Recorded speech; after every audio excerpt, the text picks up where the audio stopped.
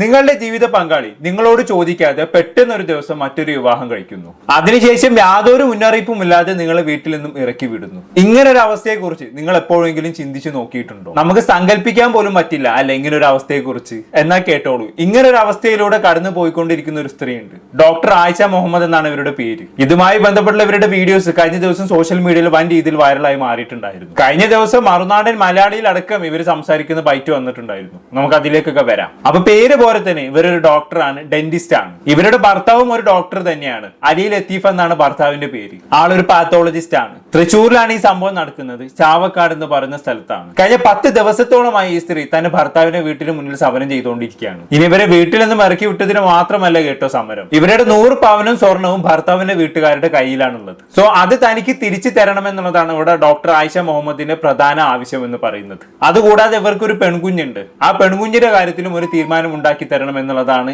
Doctor Ayisha മുഹമ്മദിന്റെ ആവശ്യം എന്ന് പറയുന്നത്. ന്യായമായിട്ടുള്ള ആവശ്യം തന്നെയാണത് അല്ലെ? എന്തായാലും ഇവർ ഇതുമായി ബന്ധപ്പെട്ട് ആദ്യമായി വീഡിയോ ഇടുന്നത് ഓഗസ്റ്റ് 10-നാണ്. ഒരു രാത്രി ദിവസം ഭർത്താവിന്റെ വീട്ടിന് സിറ്റ് ഔട്ടിൽ ഇരുന്നു കൊണ്ടാണ് ഇവർ ആദ്യമായി ഇതുമായി ബന്ധപ്പെട്ടുള്ള വീഡിയോ പോസ്റ്റ് ചെയ്യുന്നത്. ആ വീഡിയോ ഇൻസ്റ്റാഗ്രാമിൽ അത്യാവശ്യം ആളുകളിലേക്ക് റീച്ച് ആയിട്ടുണ്ടായിരുന്നു. ഞാൻ വേണമെങ്കിൽ ആ വീഡിയോന്റെ ചെറിയൊരു ഭാഗം ഇവിടെ പ്ലേ ചെയ്യാം. ഇപ്പോൾ സമയം രാത്രി 1 മണിയാണ്. ഞാനിപ്പോൾ ഈ ലൈവ് എടുക്കുന്നത് എൻ്റെ ഭർത്താവിൻ്റെ വീട്ടിലെ സിറ്റ് ഔട്ടിൽ വെച്ചിട്ടാണ്. ഒരു ബെഞ്ചിൽ ഞാൻ ഇരുന്നിട്ടാണ് ഈ വീഡിയോ എടുക്കുന്നത്. ഇവിടെ ഞാൻ രാവിലെ 11 മണി മുതൽ ഈ സിറ്റ് ഔട്ടിലാണ്. ഒരു പ്രതിഷേധത്തിൻ്റെ ഭാഗമായിട്ട് പ്രതിഷേധമല്ല, അത് ഒരു ഫോട്ടോഗ്രാഫറിൻ്റെ കംപ്ലൈൻറ്റ് ചെയ്യാനുള്ള എൻ്റെ ആഗ്രഹത്തിൻ്റെ ഭാഗമായിട്ട് ഇവിടെ ഞാൻ രാവിലെ തൊട്ടിട്ട് ഇവിടെ തന്നെയാണ് ഇരിക്കുന്നത്. എൻ്റെ പേര് ഡോക്ടർ ആയിഷ. ഞാൻ സംസാരിക്കുന്നത് തൃശ്ശൂർ ജില്ലയിൽ ചാവക്കാട് താലൂക്കിലെ എടപ്പഴിയൂർ വില്ലേജിൽ നിന്നാണ് സംസാരിച്ചുകൊണ്ടിരിക്കുന്നത്. എൻ്റെ ഭർത്താവ് നമ്മൾ കല്യാണ ബന്ധം നിലനിൽക്കെ വേറെ ഒരു എന്താക്കിയിട്ടുണ്ട്. വേറെ ഒരു റിലേഷനുമായിട്ട് നിന്ന് അദ്ദേഹം 2ാം കല്യാണം കഴിച്ചിട്ടുണ്ട്. എനിക്കൊരു മകളുണ്ട്. നമുക്കിടയിലുള്ള പ്രശ്നങ്ങളും നമുക്കിടയിലുള്ള ബാധ്യതകളും തീർക്കാണ്ടാണ് ഇദ്ദേഹം ഈ കല്യാണവുമായിട്ട് മുന്നോട്ട് പോയിട്ടുള്ളത്.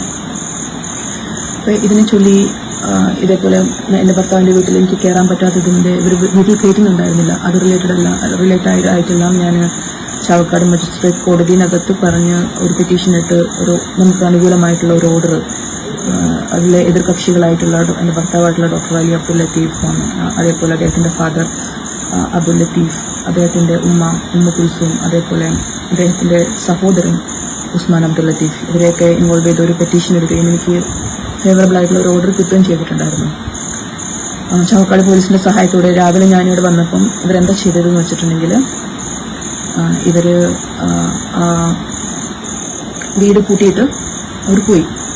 ഞാൻ രാവിലെ തൊട്ടിട്ട് ഇവിടെ കയറാൻ പറ്റാതിരിക്കുകയാണ്. ചാവക്കാട് പോലീസ് എന്താ പറഞ്ഞതെന്ന് വെച്ചാൽ അവരുടെ ലിമിറ്റിൽ ഇത്ര ചെയ്യാൻ പറ്റുള്ളൂ എന്ന് പറഞ്ഞിട്ട് അവർ നമ്മളെ കൈയൊഴിഞ്ഞു പോയി. അപ്പോൾ തൊട്ട് ഞാനിവിടെ ഉണ്ട്. ഇത്ര നേരമായിട്ടുണ്ട്.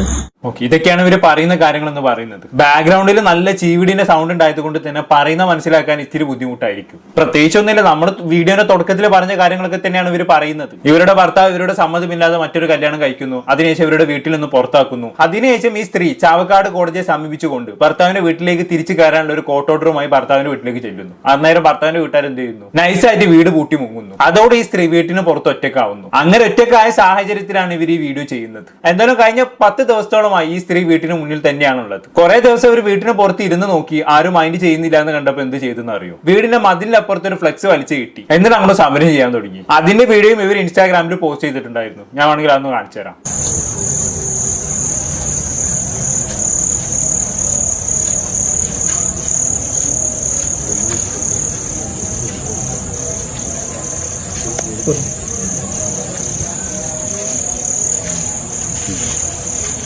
ഞാനൊരു 7 ദിവസമായിട്ട് വളരെ ശാന്തമായിട്ട് നടത്തിക്കൊണ്ടിരുന്നൊരു സമരമാണ്. ഇന്ന് രാവിലെ മുതൽ ഇവരെന്താ ചെയ്തതെന്ന് വെച്ചാൽ ഡേറ്റ് കൂട്ടി എന്നെ പുറത്താക്കിയിരിക്കുകയാണ്. ഉച്ചയ്ക്ക് മുതൽ ഞാൻ ആ കസ്റ്റഡിയിലാണ്, പുറത്തിരിക്കുകയായിരുന്നു. വൈകുന്നേരമായപ്പോൾ ഇപ്പോൾ ഇങ്ങനൊരു ബാനറൊക്കെ ഇട്ടിട്ട് സമരം ഒന്നും കൂടെ കടുപ്പിക്കാൻ തന്നെയാണ് ഉദ്ദേശിച്ചിരിക്കുന്നത്. ഇത് നീതി കിട്ടേണ്ട കാര്യമാണ്. എനിക്ക് തോന്നുന്നില്ല എനിക്ക് വേണ്ടി ഞാൻ തന്നെ സംസാരിക്കണം, അതല്ലാതെ ആരും സംസാരിക്കുമെന്ന് എനിക്ക് തോന്നുന്നില്ല. തരുമ്പ് പിന്നോട്ടേക്കില്ല, ഇത് ഞാൻ മുന്നോട്ടേക്ക് തന്നെയാണ്. നീതി കിട്ടും വരെ പൊരുതുകയും ചെയ്യും. ഓക്കെ, അതാണ് നീതി കിട്ടുന്നത് വരെ പൊരുതുമെന്ന നിലപാടിലാണ് ഇവരുള്ളത് അല്ലേ? എനിക്ക് തോന്നുന്നത് ഇവരെ കഴിഞ്ഞ 10 ദിവസമായിട്ട് ജോലിക്കൊന്നും പോയിട്ടില്ല എന്നുള്ളതാണ്. ഭർത്താവിന്റെ വീട്ടിന് മുന്നിൽ തന്നെയാണുള്ളത്. എന്തായാലും ഇതുമായി ബന്ധപ്പെട്ട് ഇവർ സോഷ്യൽ മീഡിയയിൽ ചെയ്ത വീഡിയോസ് ഒക്കെ അത്യാവശ്യം വൈറലാവാൻ തുടങ്ങി. അതോടെ പല ഓൺലൈൻ മീഡിയാസും ഇത് റിപ്പോർട്ട് ചെയ്യാൻ വേണ്ടി ഇവരുടെ വീടിന് മുന്നിൽ അരിച്ചെത്താൻ തുടങ്ങി എന്നുള്ളതാണ്. മറുനാട് മലയാളി അടക്കം ഇവരുടെ അവസ്ഥ ഇന്നലെ ന്യൂസാക്കി റിപ്പോർട്ട് ചെയ്തിട്ടുണ്ടായിരുന്നു. അത് പലരും കണ്ടു കാണും. ഇതിനോടകം തന്നെ 3 ലക്ഷത്തിലധികം വ്യൂസ് ആ വീഡിയോക്ക് പോയിട്ടുണ്ട്. എന്തായാലും ഈ സ്ത്രീ മറുനാട് മലയാളിയിൽ വന്നിട്ട് കുറച്ചധികം കാര്യങ്ങൾ ഡീറ്റെയിൽഡ് ആയി സംസാരിക്കുന്നുണ്ട്. ഞാൻ വേണമെങ്കിൽ അതൊന്നും ഇവിടെ പ്ലേ ചെയ്യാം.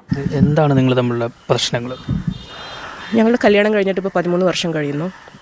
തുടക്കം മുതലേ ഈ പറഞ്ഞ സ്വത്ത് കുറവ്, സ്വർണം കുറവ്. സ്വർണം കുറവോ? 100 പവന്റെ മുകളിൽ ഈ പെണ്ണിനെ കെട്ടിച്ചയക്കുമ്പോൾ കൊടുത്തു വിട്ടിട്ടുണ്ട്. 100 പവൻ എന്ന് പറയുമ്പോൾ ഇന്ന് 1 കോടിക്ക് മുകളിൽ വാല്യൂ വരും അല്ലേ? എന്നിട്ട് സ്വർണം കുറവ് പോരും. ഇതിനൊക്കെ എന്തോന്ന് പറയാനല്ലേ? ബാക്കി ഉണ്ടോക്കെ എന്തായാലും അങ്ങനെ പറഞ്ഞിട്ടും ശാരീരികമായും മാനസികമായിട്ടും ഒരു കുട്ടിയുള്ള എനിക്കൊരു മകളുണ്ട്. ആ മകളുള്ളപ്പോൾ തന്നെ ഒരുപാട് ഞാൻ പീഡനങ്ങൾ അനുഭവിച്ചിട്ടുണ്ട്. എന്നെ ഫിസിക്കലിക്ക് ഒരുപാട് ബുദ്ധിമുട്ടിച്ചിട്ടുള്ള, അബ്യൂസ് ചെയ്തിട്ടുള്ള ഒരു വ്യക്തിയാണ്. ഞാനൊരു ഫോട്ടോ ഷെയർ ചെയ്യുന്നുണ്ട്. ഈ പറഞ്ഞ പല സാഹചര്യങ്ങളിലൂടെ കടന്ന് കൊറോണ കാലത്ത് എന്നെ അവിടെ വീട്ടിൽ മംഗലാപുരം ഞങ്ങളവിടെ വർക്ക് ചെയ്യുന്ന സമയത്ത് അവിടെ വീട്ടിൽ എന്നെ പൂട്ടിയിടുകയും അത് പ്രകാരം മംഗലാപുരം പോലീസിൻ്റെ സഹായത്തോടൊക്കെ കൂടെയാണ് ഞാനിവിടെ നാട്ടിലോട്ട് തിരിച്ചു വന്നിട്ടുണ്ടായിരുന്നത്. അതുപോലെ ടോർച്ചറിങ് ആയിരുന്നു. അവർ രാത്രി വന്നിട്ട് നമ്മളെ സഹായിക്കുകയും ഇതുപോലെ രാവിലെ ഇവിടെ നിന്നും ആ കൊറോണയിൽ ലോക്ക്ഡൗണിൻ്റെ കാലത്തിൽ ബോർഡർ വന്നിട്ട് അത്രയും ബുദ്ധിമുട്ടിയിട്ടൊക്കെയാണ് ഞാൻ തിരിച്ചു വന്നിട്ടുണ്ടായിരുന്നത്. എന്ത് പറഞ്ഞിട്ടാണ് ഈ ഉപദ്രവിക്കുന്നത്? ഫാമിലിയിലുള്ള പ്രശ്നങ്ങൾ, അവരുടെ ഉപ്പാക്ക് എൻ്റെ മേലെ താല്പര്യമില്ലായ്ക, അതേപോലെ സ്വർണം, സ്വത്ത് കുറവ്, ഭംഗി കുറവ്, ഇങ്ങനെയൊക്കെ പറഞ്ഞിട്ട് കുറേ അനുഭവിച്ചിട്ടുണ്ട്. ഇവർക്കൊക്കെ എന്ത് ഭംഗിക്കറിവ്? പിന്നെ ഓരോരുത്തർക്കും ഓരോ പോലെ ആയിരിക്കില്ല സൗന്ദര്യ സങ്കല്പങ്ങൾ. എന്നാലും വല്ലാത്തൊരവസ്ഥ തന്നെയല്ലേ? സ്വർണം പോരാ, ഭംഗി പോരാ, ഇവർക്ക് എല്ലാത്തിനോടും ആർത്തിയാണെന്ന് തോന്നുന്നു. എന്തായാലും ബാക്കിയുടെ ഉണ്ടോക്കാം. എത്ര പവൻ തന്നിട്ടാണ് കെട്ടിച്ചുവിട്ടത്? സാർ 100 പവൻ സ്വർണം തന്നിട്ടാണ് എന്നെ കല്യാണം കഴിച്ചിട്ടുണ്ടായിരുന്നത്. 2013. അതെ, 2013 നിക്കാഹ്, 2015 റിസപ്ഷൻ. അന്ന് പ്രോപ്പർ ഫംഗ്ഷനായിട്ട് ഒരു 100 പവൻ സ്വർണ്ണം, അതുപോലെ പല തവണകളായിട്ട് കുറച്ച് കാശും ഒക്കെ അദ്ദേഹം കൈപ്പറ്റിയിട്ടുണ്ട് നമ്മളെടുത്തു നിന്ന്. ഇപ്പോൾ അതൊന്നും തിരികെ തരാതെ മകളുടെ കാര്യത്തിൽ ഒരു കാര്യവും ചെയ്യാണ്ട് നാളിതുവരെ 1 രൂപ പോലും മെയിൻ്റനൻസ് തന്നിട്ടില്ല. മോളെ ഞാൻ സ്വന്തമാണ് വളർത്തുന്നത്. അപ്പോൾ ഇതൊക്കെ തരാതെയാണ് ഇദ്ദേഹം ഈ ബന്ധം നിലനിൽക്ക് വേറെ കല്യാണം കഴിച്ചിട്ട് ഇപ്പം ജീവിതമായിട്ട് മുന്നോട്ട് പോയിട്ടുള്ളത്. ഓക്കെ, ഇവിടെ അവരുടെ ആവശ്യങ്ങൾ എന്ന് പറയുന്നത് വളരെ ന്യായമായിട്ടുള്ള ആവശ്യങ്ങളാണ്. കൈപ്പറ്റിയ 100 പവൻ സ്വർണവും പണവും തിരികെ നൽകുക, അതുപോലെ തന്നെ കുഞ്ഞിന്റെ കാര്യത്തിൽ ഒരു തീരുമാനം ഉണ്ടാക്കുക, എന്നിട്ട് പുതിയ ഭാര്യക്കൊപ്പം ജീവിക്കാതിരിക്കുക, എന്താന്ന് വെച്ചാൽ ചെയ്തൊന്നൊരു നിലപാടിലാണ് ഇവരുള്ളത്. വളരെ ന്യായമായിട്ടുള്ള ഒരു ആവശ്യം തന്നെയാണിത് അല്ലേ? ഇനി ഈ വിഷയത്തിൽ ഇവരുടെ മഹലിന്റെ ഇടപെടലിനെ കുറിച്ച് ഇവർ സംസാരിച്ചു വെക്കുന്നുണ്ട്. നമുക്ക് എന്തായാലും കൂടി ഒന്ന് കേട്ടോക്കാം. ഞാൻ മനസ്സിലാക്കിയത് അവിടെ ആനക്കുഴിക്കര മാണിയമ്പലം എന്ന് പറഞ്ഞിട്ട് പൂവാറ്റുപുറമ്പ എന്നാണ് സ്ഥലത്തിന്റെ പേര്. അവിടെയുള്ള ഒരു മഹലാണ് അവരുടെ കല്യാണം നടത്തി കൊടുത്തിരിക്കുന്നത്. ഈ കല്യാണം നടത്തുമ്പോൾ ഈ മഹല്ല് കമ്മിറ്റി, അതായത് നിങ്ങളുടെ മഹല്ല്, അതായത് ഈ പറഞ്ഞ നിങ്ങളുടെ ഭർത്താവിൻ്റെ മഹല്ലിൽ നിന്നൊരു ലെറ്റർ ഇല്ലാതെ മറ്റൊരു മഹല്ലിൽ പോയിട്ട് കല്യാണം കഴിക്കാൻ പറ്റുമോ? സാർ, എനിക്ക് അതിനൊരു സാക്ഷ്യപത്രം കിട്ടിയിട്ടുണ്ട്. ഇവർ എൻ്റെ മഹല് അതിന് സമ്മതം കൊടുത്തിട്ടില്ല എന്ന് പറഞ്ഞിട്ടുള്ളതിൻ്റെ ഒരു ലെറ്റർ എനിക്ക് എവിഡൻസ്, എനിക്ക് പ്രൂഫായി തന്നിട്ടുണ്ട്. അവിടെ ചെന്നപ്പോൾ എനിക്കറിയാൻ കഴിഞ്ഞത് അത് അവിടുത്തെ ഒരു പ്രസിഡന്റ്, അദ്ദേഹത്തിൻ്റെ പേര് ജാഫർ എന്നാണ്. അദ്ദേഹത്തിൻ്റെ വ്യക്തി താല്പര്യത്തിന്മേലാണ് ഇത് നടന്നതെന്നാണ് പറയപ്പെടുന്നത്. പക്ഷേ ഇതിലിപ്പോൾ നഷ്ടക്കാരി ഞാനും എൻ്റെ മകളായി മാറിയിട്ടുണ്ട്. ഇദ്ദേഹം നമ്മൾ രണ്ടുപേരും ഒരു ബന്ധത്തിൽ നിൽക്കെ അദ്ദേഹത്തിന് സുഖമായിട്ട് ജീവിതം മുന്നോട്ട് പോകാൻ പറ്റി. ഞാനും എൻ്റെ മകളും ഇതിനകത്ത് വിക്ടിംസായിട്ട് അനുഭവിച്ചുകൊണ്ടിരിക്കുകയാണ്. ഇപ്പോൾ നോക്കൂ, 10 ദിവസമായിട്ട് ഞാനിതിൻ്റെ വീടിൻ്റെ ഫ്രണ്ടിലായിട്ട് സമരത്തിലുമാണ്.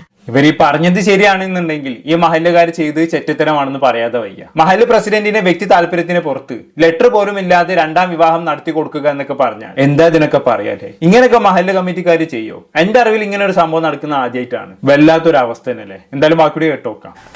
ആരുമില്ല നമ്മൾ കേൾക്കാൻ. ഈ മഹലിൽ പോയാൽ പറയും അവർക്കൊന്നും ചെയ്യാനില്ല എന്ന് പറയും. ആ മഹലിൽ പോയാൽ പറയും നമുക്ക് കല്യാണത്തിൻ്റെ മുന്നേ, അതായത് അവർ രഹസ്യ സ്വഭാവത്തിൽ നടത്തിയ ഈ കല്യാണത്തിൻ്റെ മുന്നേ ഞാൻ ചെന്നിട്ട് പരാതി കൊടുക്കണമായിരുന്നു എന്നുള്ളത്. അപ്പോൾ വളരെ വിഷമം തോന്നുന്ന ഒരു സിറ്റുവേഷനാണ്. അതായത് ജനിച്ചു വളർന്ന നാടും നമ്മുടെ കൂടെ നിൽക്കുന്നില്ല. ഇപ്പോൾ അദ്ദേഹത്തിനാണെന്നുണ്ടെങ്കിൽ വേറൊരു തരത്തിൽ വേറൊരു ജീവിതം ഉണ്ടാക്കി കൊടുത്തിട്ട് ഇപ്പോൾ ഞാനും എൻ്റെ മകളും വഴിയാധാരമായിരിക്കുകയാണ്. എന്താണ് ആയിഷയല്ലാതെ ഇവിടെ ഒറ്റപ്പെടുത്തുന്നത്? അതെനിക്കറിയില്ല സാർ. ഇപ്പം ഞാൻ പറയുന്നതിനകത്ത് ഇത്രയും സത്യമുണ്ടായിരിക്കെ ഇതിനകത്തുള്ള ഈ ജേണി എൻ്റെ നാട്ടിലുള്ള പലർക്കും, നമ്മൾ ഒരേ നാട്ടുകാരായതുകൊണ്ട് പലർക്കും അറിയുന്ന ഒരു കാര്യം കൂടിയാണ്. എന്നിട്ട് ഞാൻ എന്തുകൊണ്ടാണ് ഒറ്റപ്പെട്ട് പോകേണ്ടതെന്നുള്ളതിന് ഉത്തരം പറയേണ്ടത് ഞാനല്ലോ, ഇവൻ്റെ സമൂഹമല്ലേ. അവർ അത്രയ്ക്ക് പണം ഇവർക്കൊക്കെ കൊടുക്കുന്നുണ്ടോ? അങ്ങനെയാണെന്ന് വിചാരിക്കുന്നു. അവർ സാമ്പത്തികമായി ഒരുപാട് മുന്നോട്ട് നിൽക്കുന്ന ആൾക്കാരാണ്, എൻ്റെ ഭർത്താവിൻ്റെ കുടുംബം. അതായിരിക്കാം. അതല്ലെങ്കിൽ മഹല്ലടക്കം ആരും എന്താ നമ്മളുടെ കൂടെ നിൽക്കാത്തത്? അപ്പോൾ എനിക്ക് ഉത്തരം തരേണ്ടത് എൻ്റെ സമൂഹമാണ്. ഒരു സ്ത്രീക്ക് ഇങ്ങനെ ഒരു പ്രശ്നം വരുമ്പോൾ നിങ്ങളുടെ മഹല്ല് കമ്മിറ്റി അല്ലെങ്കിൽ നിങ്ങളുടെ ബന്ധുക്കളൊക്കെ കൂടെ നിൽക്കണ്ടേ? എനിക്കറിയില്ല സാർ അതിനെങ്ങനെ ഉത്തരം പറയാന്നുള്ളത്. ഞാനൊരു പോസ്റ്റ് ഇട്ടിട്ടുണ്ടായിരുന്നു സോഷ്യൽ മീഡിയയിനകത്ത്.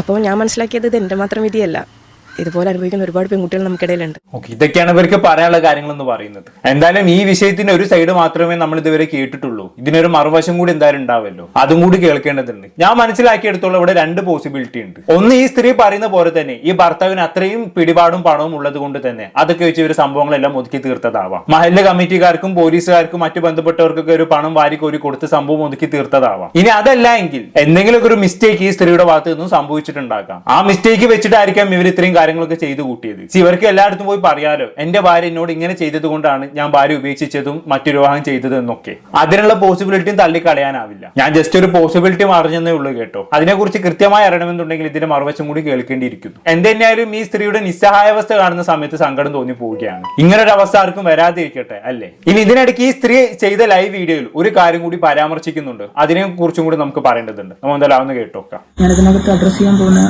ഉദ്ദേശിക്കുന്ന 2 കാര്യങ്ങൾ എന്താണെന്ന് വെച്ചിട്ടുണ്ടെങ്കിൽ, ഒരു മുസ്ലിം പെണ്ണിന്റെ അവസ്ഥയാണ്. നമ്മളെ ഇങ്ങനത്തെ ഒരു 2ാം കല്യാണത്തിന്റെ ഒക്കെ ഒരു സാഹചര്യം വന്നിട്ടുണ്ടെങ്കിൽ നമ്മളെ കേൾക്കാനൊന്നും ആരുമില്ല. ഈ സ്വന്തം മഹല്ല് കേൾക്കുന്നില്ല. പിന്നെ 2ാം കല്യാണം കഴിഞ്ഞാൽ അത് നടത്തിക്കൊടുത്ത മഹല്ലായിട്ടുള്ള മാണിയമ്പലം ജുമാ മസ്ജിദാണ് നടത്തിയിട്ടുണ്ടായിരുന്നത്. കോഴിക്കോട് ജില്ലയിലാണ് അത് വരുന്നത്, പൂവാറ്റുപറമ്പയിൽ. അപ്പോൾ അവരും നമ്മൾ കൈയൊഴിഞ്ഞിട്ടുണ്ട്. ഞാൻ പോയി സംസാരിച്ചിരുന്നു, അവർക്കൊന്നും ചെയ്യാനില്ല എന്നുള്ളതാണ്. ഈ സിറ്റുവേഷനകത്ത് നമ്മൾ മനസ്സിലാക്കുന്നത് ഇങ്ങനത്തെ കാര്യങ്ങളിലൊന്നും പെണ്ണിന് വേണ്ടി സംസാരിക്കാനും പെണ്ണിന് വേണ്ടിയിട്ടുള്ള കാര്യങ്ങൾക്കൊന്നും ആരുമില്ല. പ്രത്യേകിച്ചും മുസ്ലിം വിഭാഗത്തിൽ ബഹുഭാരിത്വം പോസിബിൾ ആണല്ലോ. ഹേയ്, അങ്ങനെ പറയാൻ പറ്റുമോ? ശരിയാണ്, ഇസ്ലാമിൽ ബഹുഭാരിത്വം പോസിബിൾ ആണ്. പക്ഷെ ഒരു ഭാര്യ ഉണ്ടായിരിക്കെ തന്നെ അവളുടെ പെർമിഷൻ എടുക്കാതെ മറ്റൊരു കല്യാണം കഴിക്കാൻ ഇസ്ലാമിൽ എവിടെയും പറയുന്നില്ല. ഒരു ഭാര്യ ഉണ്ടായിരിക്കെ തന്നെ ഒരാൾക്ക് മറ്റൊരു കല്യാണം കഴിക്കണമെന്നുണ്ടെങ്കിൽ ആദ്യ ഭാര്യയുടെ പെർമിഷൻ നിർബന്ധമാണ്. അതില്ലാതെ മറ്റൊരു കല്യാണം കഴിക്കാൻ പാടില്ല. അതാണ് ഇസ്ലാമിക നിയമം എന്ന് പറയുന്നത്. ഞാൻ അറിഞ്ഞ നിയമമാണ് കേട്ടോ ഞാൻ പറഞ്ഞത്. അതിലെന്തെങ്കിലും തിരുത്തുണ്ടെങ്കിൽ നിങ്ങൾ പറയണം. ഞാൻ ജസ്റ്റ് ഇടയിൽ കൂടെ ഒന്ന് സൂചിപ്പിച്ചതേ ഉള്ളൂ. എന്തായാലും ഈ സ്ത്രീ സംസാരിച്ചതിൽ എനിക്ക് ഏറ്റവും സ്ട്രൈക്കിംഗ് ആയി തോന്നിയ പോയിന്റ് എന്താണെന്ന് വെച്ചാണെങ്കിൽ, ഒരു മുസ്ലിം സ്ത്രീയുടെ നിസ്സഹായാവസ്ഥയാണ് ഇത് എന്ന് ഇവർ പറയുന്നിടത്താണ് എനിക്കതെന്തോ മനസ്സിൽ നന്നായി കൊണ്ടുവന്നുള്ളതാണ്. ഉള്ളത് പറയാലോ, ഇത്തരം സാഹചര്യങ്ങളിലാണ് പല മുസ്ലിം സ്ത്രീകളും എക്സ് മുസ്ലിംസും ഏത്തിയസ്റ്റും ഒക്കെ ആയി മാറുന്നത്. എനിക്ക് ഈ സ്ത്രീയുടെ അനുഭവം കേട്ട സമയത്ത് ആദ്യം ഓർമ്മ വന്നത് ജസ്ലാം മാടശ്ശേരിന്റെ അനുഭവമാണ്. ജസ്ലാം മാടശ്ശേരിനെ അറിയാലോ, ഒരു എക്സ് മുസ്ലിം ആണ്. ഇതേപോലെയുള്ള ഒരു അവസ്ഥയിലൂടെ കടന്നു പോയപ്പോഴാണ് ഈ പറയുന്ന ജസ്ലാം മാടശ്ശേരി ഒരു എക്സ് മുസ്ലിം ആയി മാറിയത്.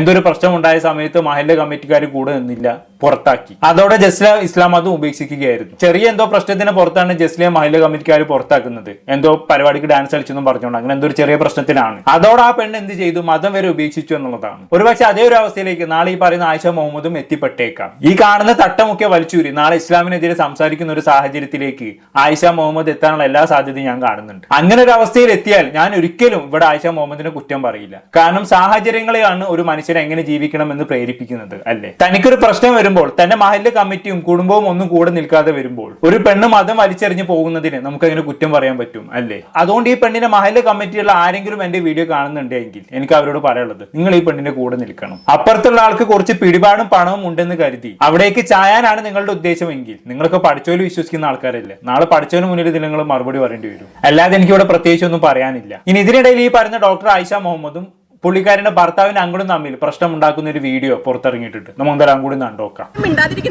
ആരെയും ഇപ്പൊ നമുക്ക് വേണ്ടി സംസാരിക്കാം. നിങ്ങൾക്ക് പറഞ്ഞത്, നിങ്ങൾക്ക് അവർ പറഞ്ഞതിലൊക്കെ സത്യം അല്ല, സത്യം പോട്ടെ, ന്യായം ഉണ്ടെന്ന് തോന്നുന്നുണ്ടോ? അതെ, നിങ്ങളിപ്പോ കേട്ടു, നിങ്ങൾക്ക് എന്താ തോന്നുന്നത്? എന്റെ ചെറിയ പ്രായത്തിൽ ഞാനൊന്ന് ഒരാളെ ഇഷ്ടപ്പെട്ടതോ? അതാണോ അപ്പൊ നിങ്ങൾ എന്റെ 20 വയസ്സിൽ ഞാൻ ഇഷ്ടപ്പെട്ട ഒരു ഇഷ്ടമാണോ നിങ്ങളിപ്പം ഇത്ര കാലത്തിലും എന്നെ അനുഭവിപ്പിക്കുന്നത്? അതുകൊണ്ടാണോ നിങ്ങളൊക്കെ തീരുമാനം എടുക്കാത്തത്? ഐശ്വര്യ, എന്റെ ഇടയിൽ അതുണ്ടോ? ഇതൊക്കെ ഒരു കാരണമാണോ? എന്തായാലും ബാക്കി കണ്ടോക്കാം. ഇനി അതുകൊണ്ട് തന്നെയാണോ ഇയാൾ വേറെ കല്യാണം കഴിച്ചിട്ട് മിണ്ടാതിരിക്കുന്നത്?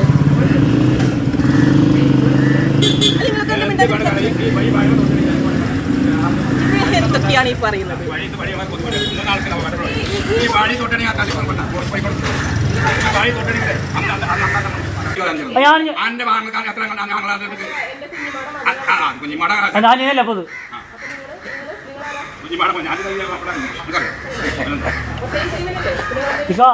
എന്തെങ്കിലും ലോജിക്കുള്ള കാര്യം സംസാരിക്കുക. ഒന്ന് ചോദിക്കാം, ഒന്ന് ഓർഡറിൽ എവിടെ കയറാൻ പാടില്ല ഒന്ന് കാണിച്ചു തരണം. എവിടെ? ഇതാണ്, ഇതുകൊണ്ടാണ് ഞാൻ കോട്ടി പോണത്. എവിടെ? ഒന്ന് സൂം ചെയ്തു, ഇത് ഒന്ന് ഓർക്കൊന്ന് വായിച്ചോ, ഈ ഓർഡർ ഒന്ന് വായിച്ചോ. ഇതിലെവിടെ കയറാൻ പാടില്ല. This is an application for the protection women from the Domestic Act. Here pursued, I am satisfied. Prime ഫേസി and പിന്നെ ഡൊമസ്റ്റിക് വയലൻസ് ഹാസ് ഒക്കോർഡ്. പിന്നെ delay in waiting for completion for notice, response my pre-judicial, hence and Indian order in passage follows. Respondents are restrained from committing domestic violence upon the petitioner, any from. Respondent are restrained from cursing, niceness to peaceful living. ഇത് വേണ്ട, ഞാൻ അല്ല, അതില് violence മാത്രം. എന്താണ് violence? അതില് പറഞ്ഞില്ലല്ലോ. അതില് പറഞ്ഞില്ലല്ലോ. കോടതി പറഞ്ഞില്ലേ? അവരെ ബുദ്ധിമുട്ടിക്കരുതെന്ന് മാത്രമാണ്. അല്ല, അങ്ങനെ പൂട്ടി പോ. ഇനി നിങ്ങൾ തന്നെ പറയും. എൻ്റെ അടുത്ത വീട്ടിൽ കയറി താമസിച്ചോളാനും ആണ് പറഞ്ഞിട്ടുണ്ടായിരുന്നത്. ഇന്നലെ മജിസ്ട്രേറ്റും അത് തന്നെയാണ് സംസാരിച്ചത്. ഇവരുടെ അടുത്ത് ചോദിച്ചിരുന്നു അങ്ങനെ താമസിക്കാൻ റെഡിയാണോ എന്ന് ചോദിച്ച സമയത്ത് ഇവരെന്താ പറയുന്നത് വെച്ചാൽ അവർക്ക് സമ്മതമല്ല എന്നുള്ളതാണ്. ഒരു 6 വർഷമായിട്ട് അറിയിക്കണം. അതിനാണ് ഞങ്ങൾ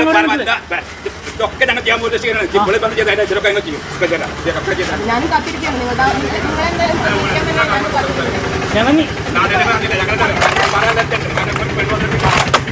ഇവിടെ തുല്യത പെണ്ണ് കാണുന്നില്ല. നിയമം എല്ലാവർക്കും തുല്യത. ഓക്കെ, അപ്പൊ അങ്ങനെയൊക്കെയാണ് കാര്യങ്ങൾ. ഈ അങ്കിള് പറയുന്നത് കോടതിയിൽ കേസ് നടന്നുകൊണ്ടിരിക്കുകയാണ്. കേസ് കഴിയുന്നത് വരെ അതിക്രമങ്ങളൊന്നും പാടില്ല എന്ന് കോടതിയുടെ ഉത്തരവുണ്ട്. ആ ഉത്തരവിന്റെ പുറത്താണ് ഞങ്ങൾ ഇവിടെ പുറത്ത് നിർത്തുന്നത് എന്നുള്ളതാണ്. എന്നാൽ അവിടെ ആയിഷ മുഹമ്മദ് പറയുന്നത് എന്താണ്? എനിക്ക് വീട്ടിൽ കയറാനുള്ള പെർമിഷൻ കോർട്ട് തന്നിട്ടുണ്ട്, അതുകൊണ്ട് എന്തിനാ എന്നെ വീട്ടിന് പുറത്ത് നിർത്തണം എന്നുള്ളതാണ്. കേട്ടെടുത്തോളം ഇവിടെ ഡോക്ടർ ആയിഷ മുഹമ്മദിന്റെ ഭാഗത്താണ് ന്യായമുള്ളതായിട്ട് തോന്നുന്നത്. ഇനി അങ്ങോട്ടുള്ള കാര്യങ്ങൾ എന്താണെന്നുള്ളത് നമുക്ക് അറിയില്ല, നമുക്ക് വഴിയെ കാണാം. എന്തായാലും ഇത്രയും പ്രശ്നങ്ങൾ നടക്കുന്നതിന്റെ ഇടയ്ക്ക് ഞാൻ ഡോക്ടർ ആയിഷ മുഹമ്മദിന്റെ ഭർത്താവിന്റെ ഇൻസ്റ്റാഗ്രാം പ്രൊഫൈൽ ഒന്ന് ചെക്ക് ചെയ്ത് നോക്കിയിട്ടുണ്ടായിരുന്നു. അതിൽ ഞാൻ നോക്കിയപ്പോൾ എനിക്ക് കാണാൻ സാധിച്ചത് എന്താണെന്ന് വെച്ചാണെങ്കിൽ പുള്ളിക്കാരൻ 2ാം വിവാഹം കഴിക്കുന്നത് 2025 ഡിസംബറിലാണ്. ഞാൻ അതിന്റെ ഫോട്ടോസ് എടുത്ത് കൊടുക്കാം. പുതിയ ഭാര്യയും ഒത്തുള്ള ഫോട്ടോയാണിത്. ഇനി പുള്ളിക്കാരൻ ഏറ്റവും റീസെന്റ് ആയിട്ട് ഇൻസ്റ്റാഗ്രാം പോസ്റ്റ് എടുത്ത് നോക്കുകയാണെങ്കിൽ പുള്ളിക്കാരൻ അവസാനമായിട്ട് ഇൻസ്റ്റാഗ്രാമിൽ പോസ്റ്റ് ഇട്ടത് 7 ദിവസം മുമ്പേ ആണ്. അതായത് കറക്റ്റ് ആയി പറയുകയാണെങ്കിൽ ഓഗസ്റ്റ് 13. ഇവിടെ ആയിഷ മുഹമ്മദ് ഇൻസ്റ്റാഗ്രാമിൽ ഭർത്താവിനെതിരെ ആദ്യ വീഡിയോ ഇടുന്നത് ഓഗസ്റ്റ് 10. ആ വീഡിയോ ഇട്ട് 3 ദിവസം കഴിഞ്ഞതിന് ശേഷം തന്റെ 2ാം ഭാര്യയും ഒത്തുള്ള ഫോട്ടോ പുള്ളിക്കാരന്റെ ഭർത്താവുള്ള അലി ലത്തീഫ് ഇൻസ്റ്റാഗ്രാമിൽ ഇട്ടിട്ടുണ്ട് അല്ലേ. അതുകൂടാതെ അലി ലത്തീഫിന്റെ 2ാം ഭാര്യന്റെ കാര്യം എടുത്ത് നോക്കുകയാണെങ്കിൽ പുള്ളിക്കാർ ഇപ്പോഴും ഇൻസ്റ്റാഗ്രാമിൽ റീൽസും പോസ്റ്റുകളും സ്റ്റോറീസ് ഒക്കെ ഇടുന്നുണ്ട്. ഞാൻ അതിലേക്കൊന്നും കടക്കുന്നില്ല. ചുരുക്കി പറഞ്ഞാണെങ്കിൽ അവരവിടെ അടിച്ചു പൊളിച്ച് ഹാപ്പി ആയിട്ട് ജീവിക്കുകയാണ്. ഇവിടെ ഈ പെണ്ണും കുട്ടിയാണെങ്കിലും ഇങ്ങനെ സഫർ ചെയ്തുകൊണ്ടിരിക്കുകയാണ്. വല്ലാത്തൊരവസ്ഥ തന്നെയല്ലേ. എന്തായാലും കൂടുതലൊന്നും പറയുന്നില്ല. ഇവിടെ ഡോക്ടർ ആയിഷ മുഹമ്മദിന്റെ ഭാഗത്ത് ന്യായമുണ്ടെങ്കിൽ അർഹിച്ച നീതി അവർക്ക് ലഭിക്കട്ടെ. അവരുടെ ആവശ്യപ്രകാരം അവരുടെ കയ്യിൽ നിന്നും കൈപ്പറ്റിയ സ്വർണവും പണവും അവർക്ക് തിരിച്ചു ലഭിക്കട്ടെ. കുഞ്ഞിന്റെ കാര്യത്തിൽ ഒരു തീരുമാനം ഉണ്ടാവട്ടെ. എന്നിട്ട് ഇയാൾ പുതിയ ഭാര്യയായിട്ട് അടിച്ചു പൊളിക്കുകയെ ട്രിപ്പ് പോവേ ഹണിമൂണ് പോവേ എന്താന്ന് വെച്ചാൽ ചെയ്തോട്ടെ. അതിനു മുമ്പ് ഈ പെണ്ണിന് തിരിച്ചു കൊടുക്കാനുള്ളതെല്ലാം കൊടുക്കുക എന്നുള്ളതാണ്. കൂടുതലൊന്നും പറയുന്നില്ല. എന്താണ് നിങ്ങൾക്ക് തോന്നുന്നത്? കമന്റ് ബോക്സിൽ രേഖപ്പെടുത്തുമല്ലോ. അടുത്തൊരു ടോപ്പിക്കുമായി വീണ്ടും കാണാം.